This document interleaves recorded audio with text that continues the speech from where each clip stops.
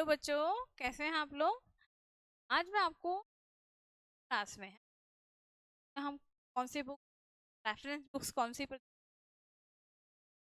ज़्यादा क्वेश्चन आते हैं, हमारे ज़्यादा अच्छे परसेंटेज कैसे बन सकते हैं, क्या करना चाहिए मैम, एंड के अलावा भी हम कुछ सॉल्व करें। कई बच्चों के माइंड में ऐसे क्वेश्चन आते हैं और सबके ही आते हैं ना। कहीं तो क्या जो को अच्छी परसेंटेज बनानी है, जो बच्चे चाहते हैं हमारी अच्छी परसेंटेज बने, हमें है ना अच्छे सब्जेक्ट्स मिले, तो उसके लिए हमें मेहनत भी करनी पड़ेगी, है ना।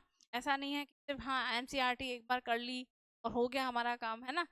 ऐसे नहीं, हाँ एनसीईआरटी करनी है, एक बार करने से नहीं होगा, ठीक है। तो इसलिए मैंने सोचा आपको मैं एक 10 मिनट का एक क्लास ले लेते हैं, आपको बता दें कैसे पढ़ना है, स्ट्रेटेजी क्या होनी चाहिए आप लोगों की, बुक्स से लेके और तरीके से आपको कहाँ से कितने क्वेश्चन ना कवर अप होंगे, ठीक है। तो देखो सबसे पहले, और मैं सीबीएसई क्लास की बात कर रही हूँ। देखो आपके क्या दो स्टूडेंट्स होते हैं, होता है बेसिक, है ना, जिसकी क्या होती है बेसिक होती है मैथ्स, और एक दूसरा स्टूडेंट होता है जिसके स्टैंडर्ड मैथ्स होती है एडवांस। अब बेसिक मैथ्स वाले बच्चे और स्टैंडर्ड मैथ्स वाले बच्चे दोनों में क्या डिफरेंस होता है, स्ट्रेटेजी। देखो एक तो होता है बेसिक मैथ्स वाले बच्चे, बेसिक मैथ्स ली है, होते हैं एडवांस स्टैंडर्ड।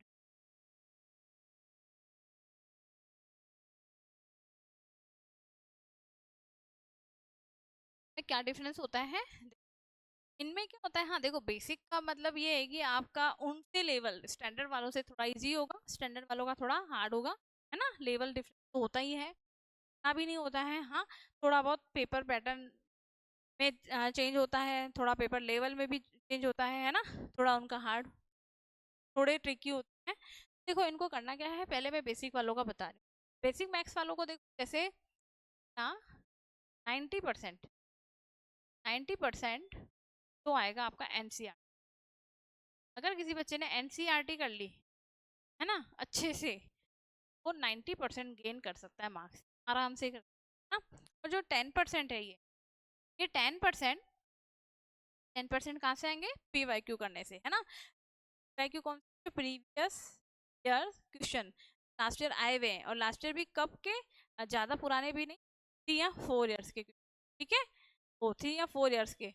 देखो ये 10% तो आएगा पीवाईक्यू में, 3-4 ईयर्स ओल्ड, ज़्यादा नहीं, है ना।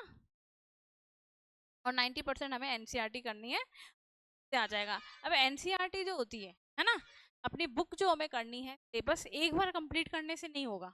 एक बार कंप्लीट करने से आपको एक केस रेडी हुई है कि हाँ हमें मतलब हमें पता पड़ा है हमारे सिलेबस में ये है, इतना कंटेन, इतना माइंड में हमारा बैठा है, 100 नहीं बैठेगा एक बार करने से, है ना। तो आपको क्या करना है, कम से कम सिलेबस को 2 या 3 2-3 टाइम्स क्या करना है, क्या टाइम्स, कम से कम 3 टाइम्स तो आप करो ही करो रिवीजन। रिवीजन मतलब एक बार आपने कर लिया अच्छे से, बुक निकाल ली पूरी, उसके बाद सेकंड टाइम फिर करो। पहले अगर आपको 2 मंथ लगे होंगे बुक को करने में, है ना, 2 या 3 मंथ भी लगे होंगे, लेकिन जब आप सेकंड टाइम करोगे तो आपको उससे कम टाइम लगेगा, थर्ड टाइम करोगे तो और उससे कम टाइम लगेगा, लेकिन जितना करोगे उतना आएगा। अगर अपन ने पहली बार किया है, हो सकता है कहीं डाउट्स होंगे, है ना, हमारे माइंड में कहीं क्वेश्चन नहीं दिमाग में बैठ रहे हैं, फिर भी हम चलो ठीक है फिर करेंगे, सेकंड टाइम आ जाएगा। और कई बार होता है एक बार करने से क्वेश्चन नहीं आता है, तो जब हम दोबारा उस क्वेश्चन को कुछ दिनों बाद या कुछ टाइम बाद फिर से करने की कोशिश, वो आ जाता है ना, कहीं माइंड में वो फिर से रिकॉल हो जाता है ना। इसलिए 3 टाइम्स आपको रिवीजन करना है। और उसके बाद देखो पीवाईक्यू भी तभी होंगे जब आप एनसीईआरटी अच्छे से करोगे, आपकी एनसीईआरटी ही अच्छी होगी, है ना, आपकी बुक ही नहीं आपको क्लियर है अभी, तो आप पीवाईक्यू क्या करोगे, पीवाईक्यू भी तो उसी में से बनेंगे, कोई अलग से तो बनेंगे।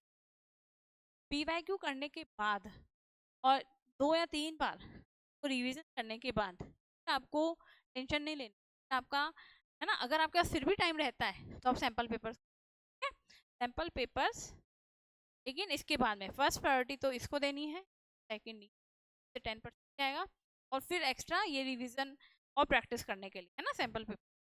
अगर इतना आप कर लेते हैं जब कर लेते हो तो आपको फिर कोई डरने की जरूरत है ना। तो ये है, आप एग्जाम में, एग्जाम हॉल में एग्जाम देंगे तो आपके अपने आप चीजें सॉल्व होंगी और आपसे होती जाएंगी ना। अब देखो, जैसे स्टैंडर्ड वाले हैं, अब जैसे ये वाले बच्चे पूछते हैं क्या मैम आरडी लेनी है, आरएस लेनी, आरडी अग्रवाल लेनी है, आरएस है ना, आरएस या एग्जाम्पलर लेनी है, या फिर वैक्यू करें, कंफ्यूजन रहता है कई बच्चों को, है ना, या फिर सैंपल पेपर करें, क्या करें हम, तो रहते हैं ना बच्चे, डाउट्स रहते हैं।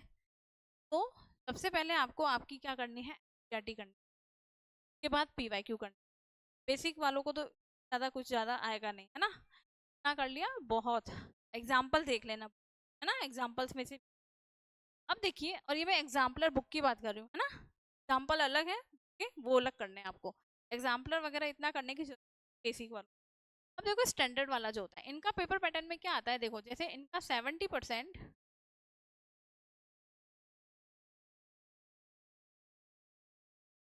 एनसीईआरटी आता है, 70% एनसीईआरटी आता है ना, और 10%, ठीक है, 70% एनसीईआरटी आ गया, 10% जो होता है, ठीक है, वो आपका एग्जाम्पलर या कोई भी आप रेफरेंस बुक ले लो, या आप आरडी ले सकते हो, आरएस ले सकते हो, वैसे आपको करना है, जो बुक्स लिखी है ना मैंने, या आरडी परचेज कर लो, एक ही करना, ऐसे नहीं आरडी भी ले ली आरएस भी ले ली, है ना, तो और कंफ्यूज हो है ना, एक कोई सी भी, मेरे ख्याल से ये एग्जाम्पलर ज्यादा सही रहता है, या फिर ये आरडी, मैं तो इन दोनों बेस्ट लगती है। अब देखो 20% आपको लेना है, पीवाईक्यू में से आएंगे, पीवाईक्यू है सैंपल पेपर, 70% एनसीईआरटी में से, 20% आपके पीवाईक्यू जो लास्ट ईयर के क्वेश्चन होते हैं 4 ईयर के, वो सॉल्व करने हैं। वो क्यों करने हैं, क्योंकि आपको प्रैक्टिस हो जाए, समझ में आएगा कैसे क्वेश्चन फ्रेम होके आते हैं। कई बार हमें आते हैं लेकिन हम कर नहीं पाते, जब क्वेश्चन बन के आते हैं, क्वेश्चन हमें टेस्ट में डालते हैं तो आप लोग कंफ्यूज हो जाते हो कि अरे ये कैसे होगा, जब किसी को आता है, फिर जब कराते हैं तो आप बोलते हो अच्छा हमें आता है। तब ये प्रैक्टिस से सॉल्व होती है, जितनी आप प्रैक्टिस करोगे उतना आता जाएगा। और ये जो 10% मैं आपको बता रही हूँ बुक्स में, ये 10% तो वही बच्चे करें जिनको 100% स्कोर चाहिए, ठीक है। पहले आपको ये एनसीईआरटी अच्छी से करनी है, यूज कर, टाइम रहे तो वो बुक लेनी है और करनी है, तो करनी चाहिए। अभी तो इतना कोई ऐसा नहीं है, एग्जाम आ ही गए ना, अभी टाइम है, कर सकते हो। अगर एनसीईआरटी की भी होती है तो इनमें ज़्यादा टाइम नहीं लगता है, आरडीआ की एक बुक को आप परचेज कर लो एग्जाम्पल, अगर ये कर लेते हैं, है ना, तो आपके नो डाउट आपके अच्छे मैथ्स में, है ना, मैथ्स में आपकी कोई प्रॉब्लम नहीं होगी, मैथ्स में आपके अच्छे मार्क्स आ जाएंगे। और फिर ये है कि ये सब होने के बाद ऐसा नहीं हमें बैठ जाना है, एग्जाम से पहले अगर हमारा हो जाता है तो फिर जितना रिवीजन करोगे, प्रैक्टिस मेक्स परफेक्ट वाली बात है ना, ये प्रैक्टिस करते जाओगे उतना आता जाए। और जितना आप, मैथ्स तो ऐसा ही सब्जेक्ट है ना, प्रैक्टिस से ही आए तो नहीं पाएंगे, है ना, आज किया 15 दिन बाद उस चैप्टर को लेंगे तो स्किप हो जाएंगी चीज़, स्किप नहीं हो माइंड से, करते रहना, ठीक है, डेली, डेली तो नहीं, जैसे आप समझ लो आपने, हमने ये टॉपिक किया 4 दिन पहले, तो एक बार फिर देख लेते हैं, 10 मिनट उसको दे देते हैं, ज़्यादा नहीं तो एक बार, है ना, कॉल ही कर लें जल्दी से, ऐसा नहीं है उसके सम्स करने बैठे हैं, अगर टाइम नहीं है आप दूसरा चैप्टर कर रहे हो, तो पिछला जो आपने किया है एक बार 15 मिनट 10 मिनट करने से पहले ये चीज़, तो पिछला जो पहले का है वो आपको देखना है, और उसके बाद आपको नेक्स्ट न्यू टॉपिक पे आना है, स्ट्रैटेजी रखनी है आपको, ओके। आप लोग को समझ आया, बुक्स के बारे में क्लियर हो गए, ओके, थैंक यू।